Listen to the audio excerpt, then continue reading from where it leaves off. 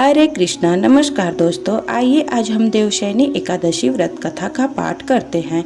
इस पाठ को करने से भगवान विष्णु की कृपा हमेशा बरसती है। कहा जाता है कि देवशयनी एकादशी व्रत करने से जातक की सभी मनोकामनाएं पूर्ण होती हैं। और अगर आप देवशयनी एकादशी व्रत कथा का पाठ नहीं करते हैं तो ये व्रत अधूरा माना जाता है। इसलिए आइए देवशयनी एकादशी व्रत कथा का पाठ करते हैं। दोस्तों, आषाढ़ मास के शुक्ल पक्ष की एकादशी तिथि को देवशयनी एकादशी का व्रत किया जाता है। इसी दिन से चातुर्मास का आरंभ भी हो जाता है। इस दिन संसार के पालनकर्ता भगवान विष्णु 4 महीने के लिए योग निद्रा में चले जाते हैं। इस महीने से सृष्टि का पालन भगवान शिव के रुद्र अवतार करते हैं।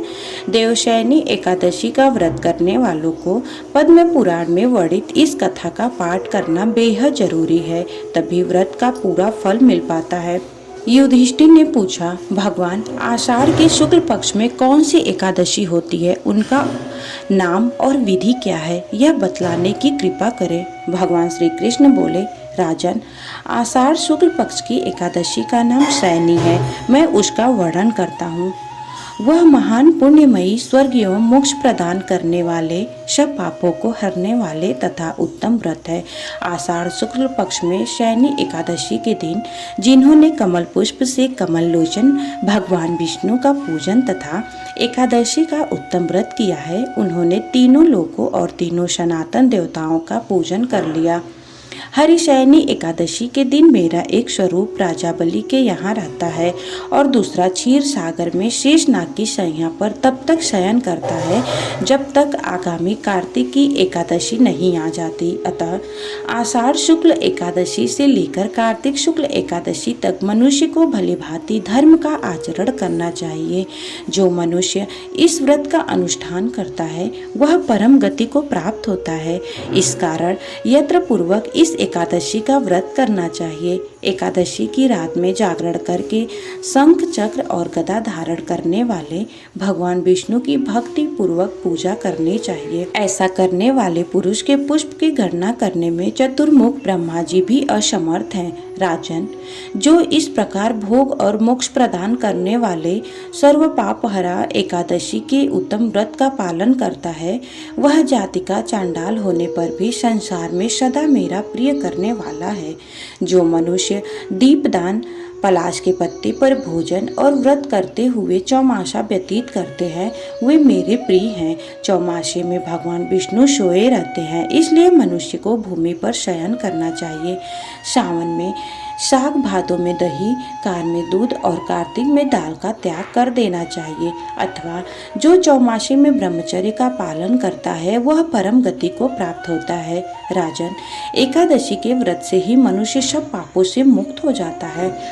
अतः सदा इसका व्रत करना चाहिए, कभी भूलना नहीं चाहिए। शयनी और बोधिनी के बीच में जो कृष्ण पक्ष की एकादशियां होती हैं, गृहस्थ के लिए वे ही व्रत रखने योग्य हैं। अन्य मास की कृष्ण पक्ष एकादशी गृहस्थ के रखने योग्य नहीं होती। शुक्ल पक्ष की एकादशी सभी करनी चाहिए। फिर भगवान श्री कृष्ण ने इस वृत्तांत को धर्मराज युधिष्ठिर को सुनाया था। पौराणिक कथाओं के अनुसार सतयुग में मांधाता नामक एक चक्रवर्ती राजा राज्य करते थे।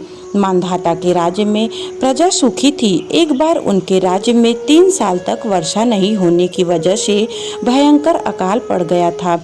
अकाल से चारों ओर त्रासदी का माहौल बन गया था। इस वजह से यज्ञ, हवन, पिंडदान, कथा, व्रत आदि कम होने लगे थे। प्रजा ने अपने राजा के पास जाकर अपने दर्द के बारे में बताया। राजा इस अकाल में चिंतित थे। उन्हें लगता था कि उनसे आखिर ऐसा कौन सा पाप हो गया जिसकी सजा इतने कठोर रूप से मिल रहा था। इस संकट से मुक्ति पाने के उद्देश्य से राजा सेना को लेकर जंगल की ओर चल दिए। जंगल में विचरण करते हुए एक दिन वे ब्रह्मा जी के पुत्र अंगिरा ऋषि के आश्रम पहुंच गए। ऋषिवर ने राजा को कुशल क्षेम और जंगल में आने का कारण पूछा। राजा ने हाथ जोड़कर कहा कि मैं पूरी निष्ठा से धर्म का पालन करता हूँ, फिर भी राज्य की ऐसी हालत क्यों है? कृपया इसका समाधान करें। राजा की बात सुनकर महर्षि अंगिरा ने कहा कि सतयुग है, इस युग में छोटे से पाप का भी बड़ा भयंकर दंड मिलता है। महर्षि अंगिरा ने राजा मांधाता को आषाढ़ माह के शुक्ल पक्ष की एकादशी का व्रत करने के लिए कहा। महर्षि ने कहा कि इस व्रत के प्रभाव से अवश्य ही वर्षा होगी। महर्षि अंगिरा के निर्देश के बाद राजा अपने राज्य की राजधानी लौट आए।